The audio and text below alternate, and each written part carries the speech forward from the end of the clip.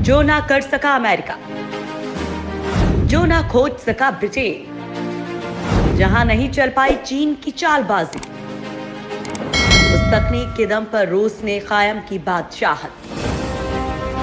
आखिर क्या है दुनिया की सबसे सीक्रेट वैक्सीन तकनीक, जिसने कुछ ही दिनों में बना डाली वैक्सीन। दोस्तों, जिस कोरोना वैक्सीन को बनाने के सपने अमेरिका खुली आंखों से देख रहा था और ब्रिटेन को लग रहा था कि सबसे पहले उसी की वैक्सीन बाजार में आएगी, और चीन ने वैक्सीन बनाने के लिए हर चाल आजमा ली थी, लेकिन फिर भी ये देश वो काम नहीं कर पाए जो रूस ने चंद महीनों में कर दिखाया। कोरोना वायरस महामारी के करीब 9 महीने बाद दुनिया भर में पहली वैक्सीन आई है। रूस ने दावा किया है कि उसने कोरोना की वैक्सीन बना ली है, जिसका नाम स्पुतनिक वी रखा है, और इसके इस्तेमाल को लेकर मंजूरी भी मिल गई है।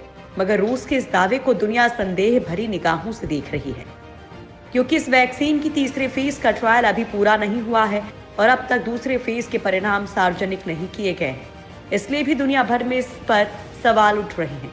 दरअसल इन सवालों के पीछे इन देशों का दर्द झलक रहा है, क्योंकि किसी भी देश को यकीन नहीं था कि रूस इस तरह का कोई कमाल कर भी पाएगा। अमेरिका और ब्रिटेन जैसे देश सबसे पहले वैक्सीन बनाने का ख्वाब देख रहे थे। उन्हें लगता था कि अगर वो पहले वैक्सीन बना लेंगे तो कोरोना काल में बर्बाद हो चुकी अर्थव्यवस्था को बूस्टर डोज मिल जाएगी, साथ ही दुनिया में नाम भी होगा। कई बड़ी फार्मा कंपनियां भी इसलिए रूस की वैक्सीन में खोट निकाल रही हैं, क्योंकि वैक्सीन आने से उनकी कमाई पर असर पड़ जाएगा। लेकिन सच यही है कि रूस ने वो काम कर दिया जिसको करने के लिए दुनिया भर की नामी फार्मा कंपनियां करोड़ों रुपए खर्च कर रही थी। बड़ी फार्मा कंपनियां ढिंढोरा पीटकर जिस काम को कर रही थी, रूस ने उस काम को बड़े ही सीक्रेट तरीके से अंजाम दिया। रूस की वैक्सीन तकनीक दुनिया पर पड़ी भारी। रूस का दावा है कि ये वैक्सीन उसके 20 साल के शोध का परिणाम है। रूस ने वैक्सीन के पहले फेज में सेना के 76 जवानों पर यह टेस्ट किया था। इनमें से आधे लोगों को लिक्विड फॉर्म में वैक्सीन के डोज दिए गए और आधे लोगों को घुलनशील पाउडर के रूप में दिया गया। वैक्सीन लेने वाले ये सभी जवान स्वस्थ हैं। दरअसल रूस का ये स्पुतनिक टीका एक SARS-CoV-2 प्रकार का एडेनोवायरस है। ये कोरोना वैक्सीन एक वायरस को छोटे छोटे हिस्सों में बांट देती है और इसके लिए वो छोटे वायरस का ही इस्तेमाल करती है। रिसर्चर्स का दावा है कि वैक्सीन में जो पार्टिकल्स यूज हुए हैं वे खुद को रेप्लिकेट नहीं कर सकते हैं। रिसर्च और मैन्युफैक्चरिंग में शामिल कई लोगों ने खुद को इस वैक्सीन की डोज दी है। वहीं रूसी वैज्ञानिकों ने कोरोना वायरस की वैक्सीन विकसित करने के लिए जिस तकनीक का इस्तेमाल किया है उसे वायरल वेक्टर कहते हैं। ये एक ऐसी तकनीक है जिसके टूल्स का इस्तेमाल करके आणविक जीव विज्ञानी कोशिकाओं में आनुवांशिक से जुड़े पदार्थ पहुंचाने का काम करते हैं। इस प्रक्रिया की मदद से जीव विज्ञानी लैब के अंदर किसी भी वायरस के DNA की कॉपीज तैयार करते हैं। 2 हफ्तों में स्पुतनिक वी का पहला बैच।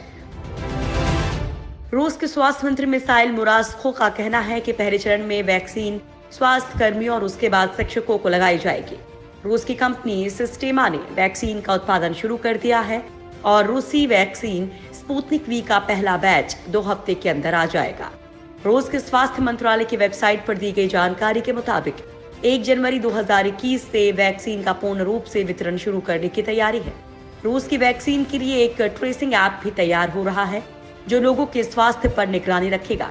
ऐप से उन लोगों पर भी नजर रखी जाएगी जिन्हें ये वैक्सीन लग गई है। अगर उन्हें किसी तरह की स्वास्थ्य संबंधी तकलीफ होती है तो उसकी सूचना स्थानीय स्तर के स्वास्थ्य सेवा को मिलेगी। रूस ने सीक्रेट तरीके से तैयार की वैक्सीन। दोस्तों, जिस काम को दुनिया की बड़ी और नामी फार्मा कंपनियां पिछले 8 महीने में नहीं कर पाई थी, उस काम को रूस ने महज 1 से 2 महीने के अंदर कर दिखाया। रूस के वैक्सीन बनाने के बाद से पश्चिमी देशों में हलचल मची हुई है। सबसे ज्यादा परेशान फार्मा कंपनियां हैं जिनके मुनाफे पर रूस की वैक्सीन ने ग्रहण लगा दिया है, और शायद इसी वजह से रूस की वैक्सीन पर सबसे ज्यादा सवाल ये कंपनियां ही उठा रही हैं। दुनिया चाहे कुछ भी कहे, लेकिन खुद रूस के राष्ट्रपति को इस वैक्सीन पर इतना भरोसा है कि उन्होंने खुद अपनी बेटी पर इसका ट्रायल होने दिया। सवाल इस बात को लेकर भी उठ रहा है कि आखिर रूस ने इतनी जल्दी वैक्सीन को विकसित कैसे कर लिया, तो इसका जवाब छुपा है रूस के रिसर्च में। दरअसल कोरोना वायरस जब सामने आया तो तमाम फार्मा कंपनियों ने इसकी वैक्सीन बनाने के लिए 0 से शुरुआत की, लेकिन वहीं रूस सालों से इबोला वायरस के संक्रमण को खत्म करने के लिए वैक्सीन बनाने पर काम कर रहा था।